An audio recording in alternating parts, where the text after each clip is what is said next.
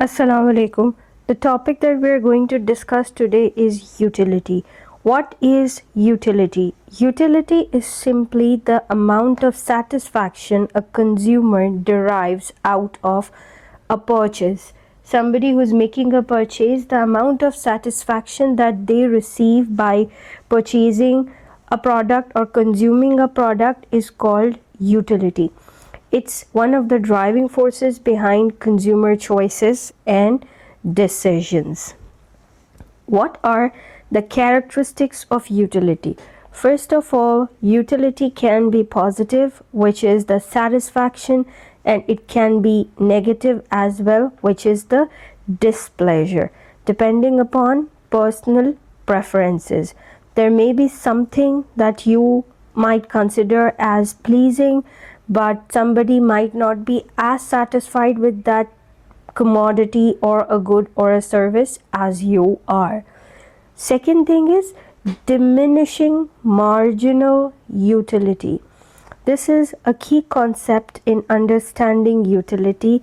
It states that the satisfaction that you derive out of consuming a good or a service, the additional satisfaction that you will derive out of consuming one more unit of that good or service, it will keep declining. For example, if you are extremely hungry, for the first burger you might be willing to pay $10, but for the second burger, for first burger you might be willing to pay $10. For second burger, because your hunger has been satisfied to some extent, you might be willing to pay $8. For the third burger, you would be willing to pay even less amount of money. That is called law of diminishing marginal utility, which means that as you keep consuming additional units of a good, the utility that you derive out of it keeps decreasing. Another example is a glass of water. If you are very thirsty, you've just returned home from a long expedition and it's a hot day, the first glass will give you extreme level of satisfaction, whereas when you take the second glass of water, it wouldn't be as satisfying as the first glass was, and the third glass would have even less satisfaction, and the fourth glass you might not even want it. So that is law of diminishing marginal utility. Utility by default or by nature keeps declining as we keep consuming additional units of a good. How is utility measured? It's measured in utils, which is a hypothetical unit of measurement of utility. By using utils, we quantify the satisfaction for consuming certain goods. Quantify means we measure it in quantity. As I might say that after consuming 1 unit of chocolate, some consumer derived a total utility of 30 units. This is a hypothetical unit, and this kind of unit does not exist. Also, this is subjective, means I might derive more utility after consuming 1 bar of chocolate, and you might derive less utility after consuming 1 bar of chocolate. So this is subjective and it differs from person to person. Second is ordinal utility. Ordinal means in order.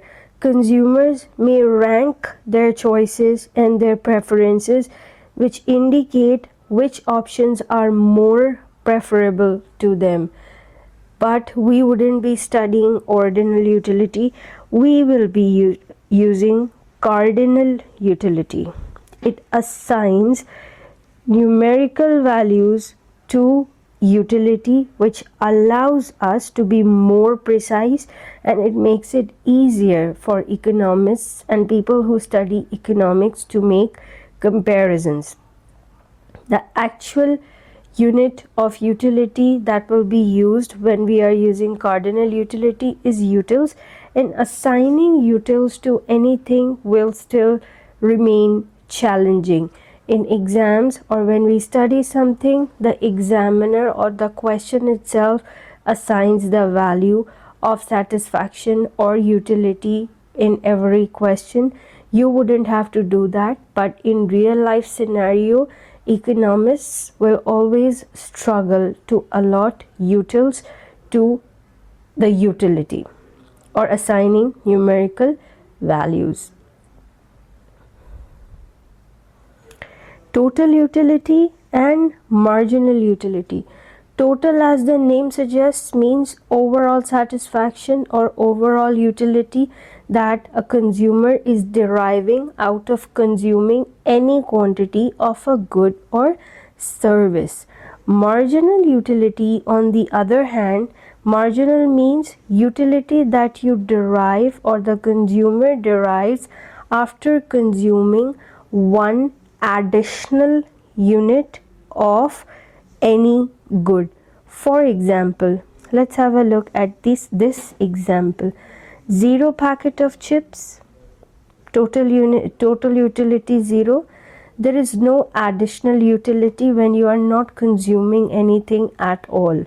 When you consume 1 unit of a product, in this case a packet of crisps, total utility is 7. Marginal utility means you are consuming one additional unit, that is giving you an additional utility of 7. Now, in case this is not given to you at all,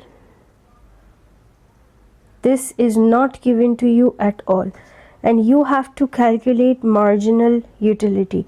How do we calculate marginal utility? You will subtract 7 from 11, right? You will subtract total utility of 1 from total utility of 2, right? This will give you 4. Then for this one, you will subtract total utility of 2 from total utility of 3. This will give you 2. And so on. 1, 0 and minus 1. Why here we got minus 1? Because we will subtract total utility of 5 from total utility of 6. In this case, total utility of 6 is 13 and total utility of 5 is 14. So this will give you minus 1. Right? So I showed you how to calculate marginal utility if total utility is given, and similarly we can calculate total utility when marginal utility is given. Now there are certain things to observe in total utility and marginal utility, that till a certain point total utility will keep increasing. Till a certain point it will keep increasing. At one point it is constant and after that it starts declining. But marginal utility will constantly show a declining trend. Marginal utility will always show a declining trend. Also, when does total utility start declining? Total utility starts declining when marginal utility starts getting negative. When marginal utility is 0, total utility is constant. It hasn't changed. We can represent it graphically as well. Graphically, we will draw two graphs, one below the other. The top one is going to be total utility and the other one is going to be marginal utility. Second graph is the marginal utility graph. Third graph is the total utility graph. On y-axis you will plot total utility and marginal utility. On x-axis you will have the quantity or packets of crisps consumed. We will start at 1. First at 5 it will become 0, and till 6 it will fall. It will go in the negative zone. Now till 0.5 total utility will be like this. At this point the slope of this curve is 0, and after that it starts declining. It means that total utility increases at a decreasing rate so long as marginal utility is positive. When marginal utility is 0, total utility is constant. And the third one is when marginal utility is negative, total utility decreases. Right? What does increasing at a decreasing rate mean? Increasing at a decreasing rate means that it is increasing at every point, but every time the increase is a little less. As we can see, first it increased 7 units, then 4 units, then 2 units, then 1, and eventually became negative. And these are the explanatory graphs that you will have to draw if there is a question about marginal utility and total utility. Both the graphs have to be drawn one below the other, with total utility graph on top and marginal utility graph below it. Okay. Then we have utility maximization.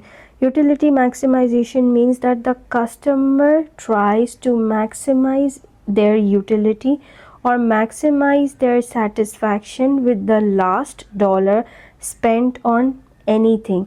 They should be happy spending their last dollar, and they should have this in their mind that they have made the right decision, and that's the best level of satisfaction or happiness that they could have achieved by spending that kind of money. Let's have a look at the condition of utility maximization. When we talk about utility maximization, we'll talk about law of equimarginal utility.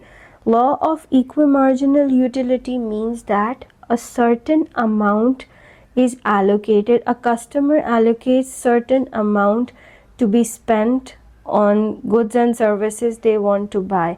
That is called their disposable income, and it is assumed in law of equimarginal utility that the consumer allocates their income in such a way that the marginal utility per dollar spent is the same for all goods. Here we can see that we have two goods, product X, product Y. Both of them have different prices. The conditions that we will be looking at as law of equimarginal utility, and to see if consumer has been able to maximize their utility, the principle that we will be using will be marginal utility of X upon price of X is equals to marginal utility of Y upon price of Y. The value of both these fractions should be the same. Also, is this valid for only two products? No. This is valid for a number of products or a basket of products that the consumer wants to purchase. It can be written as It can be written as you suppose the product is A, price is A. The product is B, the price is B. The product is C, the price is C, and so on. Doesn't really matter how many products are there in the basket. When we will evaluate if the customer has been able to maximize their utility, we will always use this formula. What are the assumptions of law of equimarginal utility? The assumptions are that the consumers have limited incomes to spend. Second, consumers will always behave in a rational manner. Whether it's true or not, we will evaluate that or analyze that when we look at the limitations of law of equimarginal utility. Next is consumers seek to maximize their utility. This is true, right? To maximize their utility, consumers try to achieve equilibrium and not stay in a state of disequilibrium.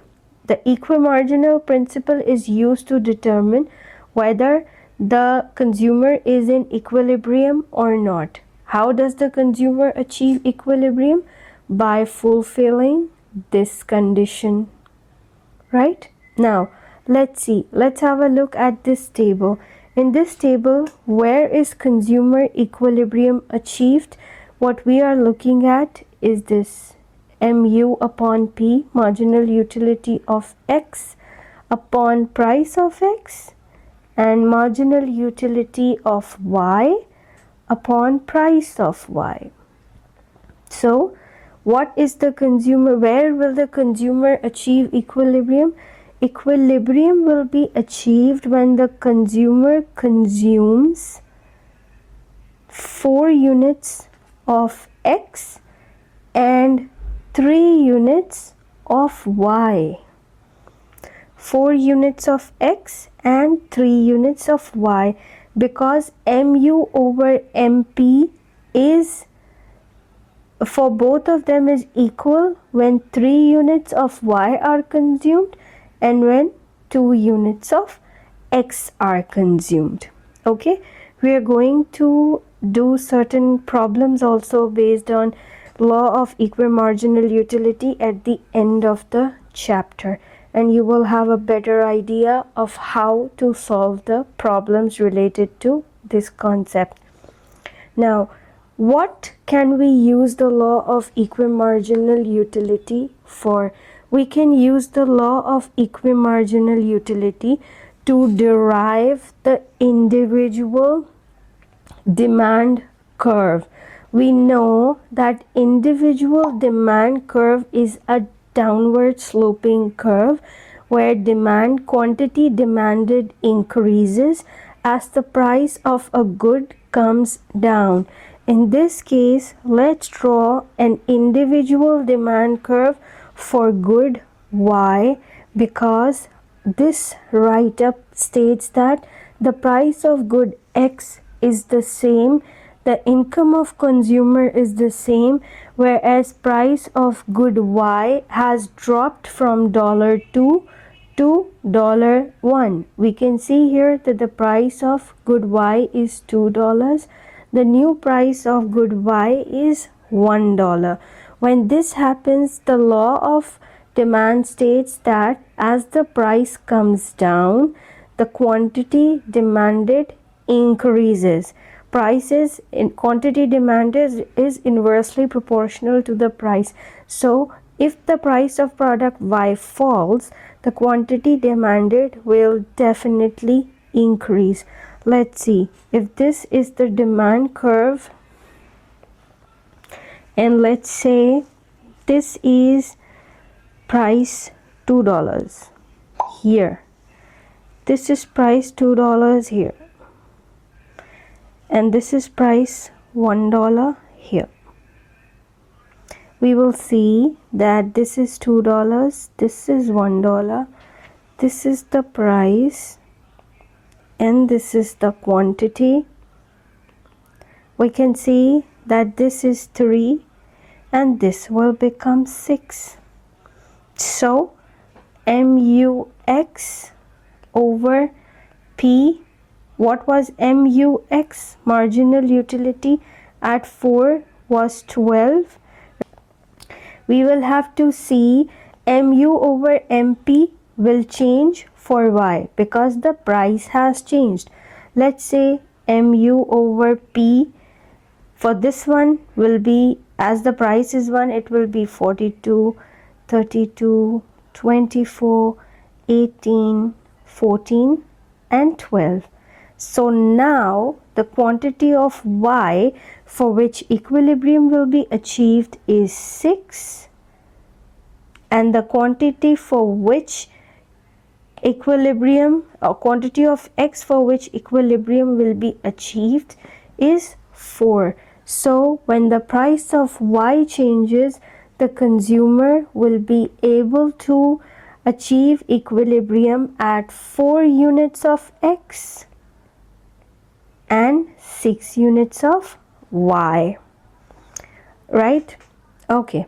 Criticisms and limitation of the marginal utility theory. Every theory will have his pros and cons, and every theory will have certain criticisms and will have some limitations.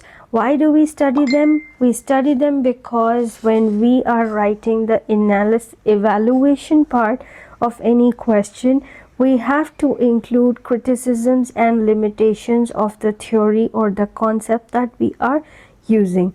First criticism is subjectivity. As I stated in the beginning when I was explaining utility, that assigning a numerical value to utility is difficult as it's subjective and it varies from individual to individual. What you find highly satisfying, somebody else may not find it highly satisfying. Secondly, utility measurement. Obviously, when it's subjective, you might give a higher value of satisfaction to something, somebody else might give lower value. So that is utility measurement. This is a limitation. And another criticism is rationality assumption. Utility theory assumes that consumers always make a rational decision to maximize satisfaction, which may not always be true. For example, impulse buying. Impulse buying is never a rational decision. Second, trend following. When people are changing their phones and buying extremely expensive phones just because it's a status quo, it is obviously not a rational decision. So let's summarize everything and sum it all up. What have we studied so far in this topic? We have studied that utility is a crucial concept in microeconomics, and it helps us understand how consumers actually make decisions based on constraints and the preferences. It explains that satisfaction diminishes as you increase the amount of good you purchase or you consume. Okay, all right. Now let's have a look at the questions that I have included here. Calculation of marginal utility. The table shows that the marginal utility derived by a consumer who devotes the whole of his weekly income 42 to two goods X and Y, whose prices are 3, X is equals to 3 and Y is equals to 6. Price of Y is equals to 6, right? So, in order to maximize utility, which quantities of X and Y should the consumer purchase, right? So, let's find out marginal MU over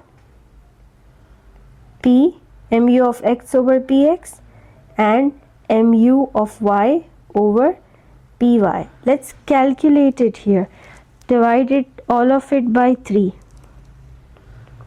But we will not look at all of them.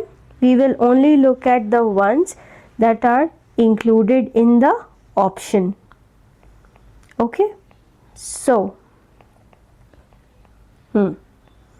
Okay, at 2x, pu over py is 12 over 3 is 4, and 6y, 14 over 6 is 7 over 3.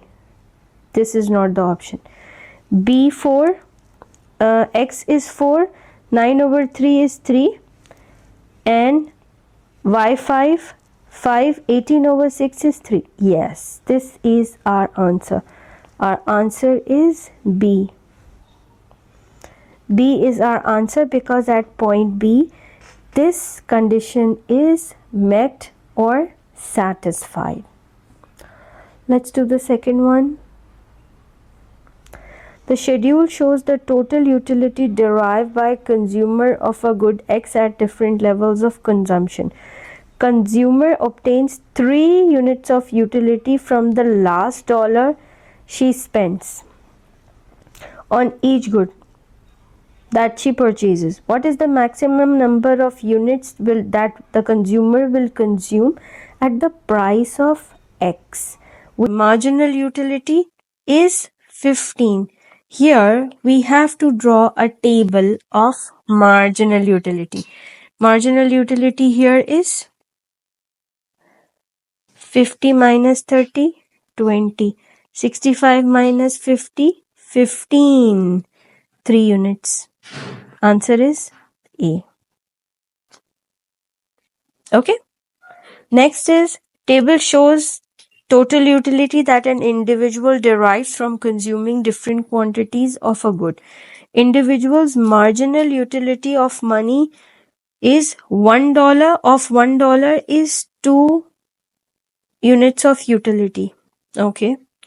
What is the maximum quantity of a good that the individual will buy when the price is 6? First, let's draw the table for marginal utility. 36 minus 20 is 16. 48 minus 16 is 12.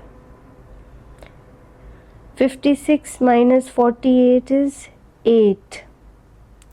60 minus 56 is 4. And here it is 2. Mu over 6 is given to us 2.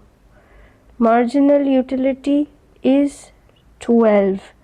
Right? So the answer should be 3 units. B. Answer is 3 units. Last question. Here also we will draw the marginal utility table. This looks similar. Both of them, they look similar, but the values are different. Okay, let's see. This is 16. This is 14, 12, 10, 8. Right? What is given to us? Mu over price is 6 is 2. Marginal utility is 12. The answer is C, 4 units, because at 4 units marginal utility is 12. That's all